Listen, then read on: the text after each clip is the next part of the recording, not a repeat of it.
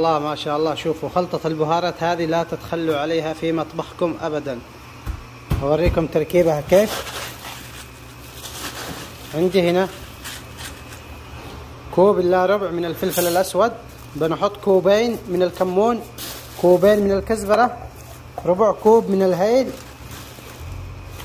وأقل من ربع كوب مسمار، وكذلك بضيف كم حبة خلنجان بهذا الشكل الخلنجان، والزنجبيل نفس الشيء،